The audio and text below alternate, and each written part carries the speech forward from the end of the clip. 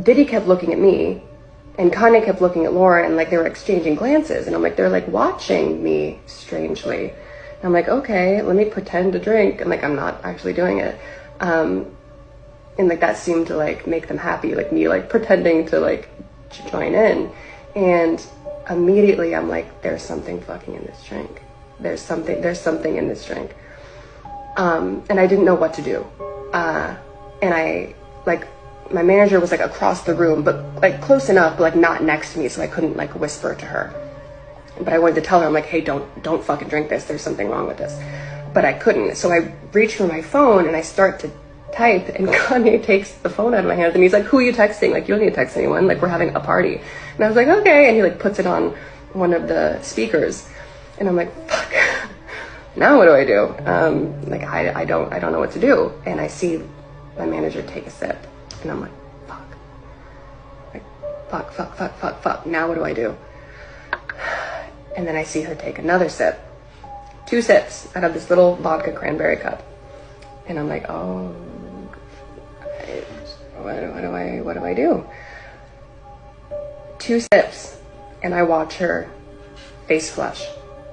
And all of a sudden, like I look over and she's speaking really loud and like making jokes. And I'm like, whoa, like this isn't her. Like she doesn't make jokes. She's fucking terrified of people. Like she doesn't even talk. And I was like, it's already hitting her. Like 100%, I just knew that the drinks were all laced with something. And she starts like almost being like belligerent a little bit, but not in like a crazy way, just like really enjoying herself. And I'm like, that's not her. That's not her. She doesn't even want to be here. Like, this is weird. And all of a sudden she like dismisses the studio host.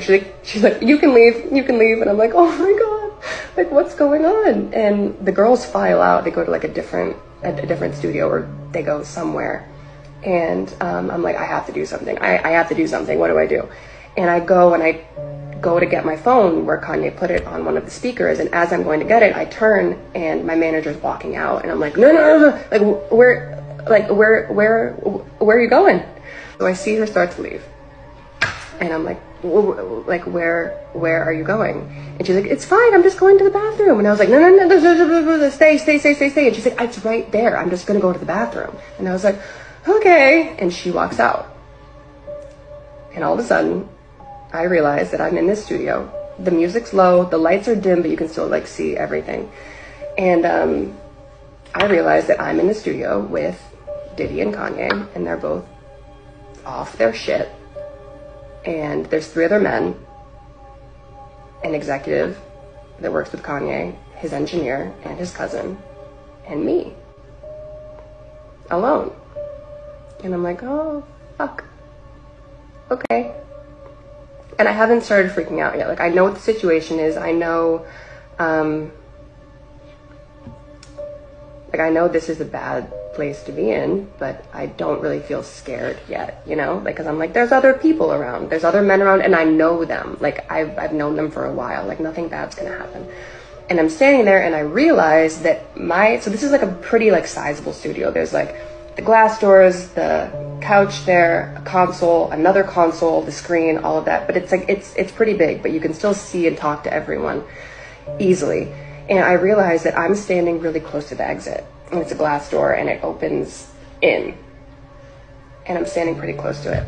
And I realized all of a sudden that Kanye and Diddy have realized that I'm the only girl in the room. And they're like fucked out of their minds. And they start coming towards me, and they're like, don't you want to take your clothes off? Like, it's so hot in here. And I'm like, no, fine. I'm fine like this. And they're like, come on, like, it's just us. Like, we're all just friends. Like, let us just, like, see, like, how you look. And I'm like, okay, I'm fine. And, like, I still haven't gotten scared yet, you know? Like, I'm still, like, this is a bad situation. I'm creeped out, but, like, there's no reason to panic. There's other men here. Yeah, so they're coming towards me, and I'm like, okay, this is fucked. I don't know where my manager is. I don't know where anyone is. And they're coming towards me more, and they're trying to, like, take my clothes off. And I'm like at that point where I'm like, this is not good, but I'm like still trying to like play it off. Just like, stop, you guys are fucking stupid. Like, get out of here. Like, don't touch me. Did this just freeze? Okay, so let me just get to the point. So they start trying, like, they're like pawing at me. Like, they're both drunk, probably on something else.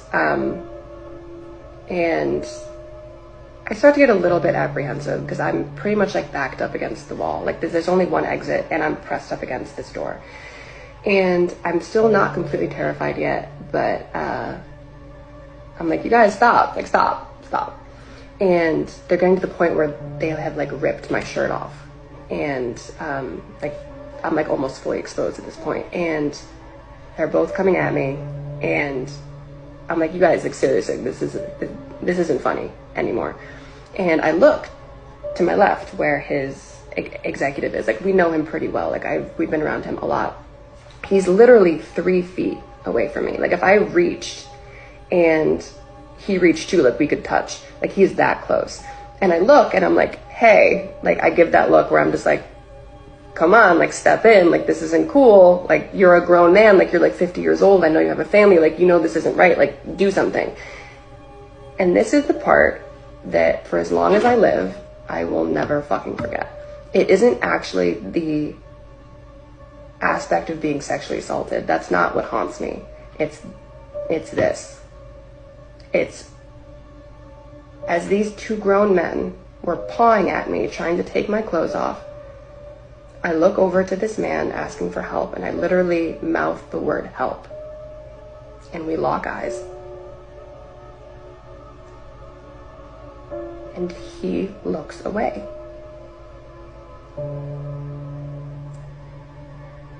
I'm like, okay, there's 2 more men in the room. And I look to his engineer next, who's sitting right next to him. And I know that he's married and he just had a little baby girl. And I'm like, okay, he's gonna do something. And I look at him next and I'm like, okay, like do something, say something, do anything. And he looks down at his phone and starts texting. And then I was like, oh, fuck. I look at Kanye's cousin next. And I'm like, do something, you know, like fucking do something. And he spins his chair around. And that's when that like gut-wrenching fear set in. And I was like, oh shit. No one's fucking saving me tonight. No one's gonna do anything. No one's gonna do fucking anything. And that's when I was truly fucking scared. At this point, they had ripped my shirt off and they were trying to get my pants off. And I realized that I was completely alone. And I closed my eyes for a second. And I was like, God help me. What do I do?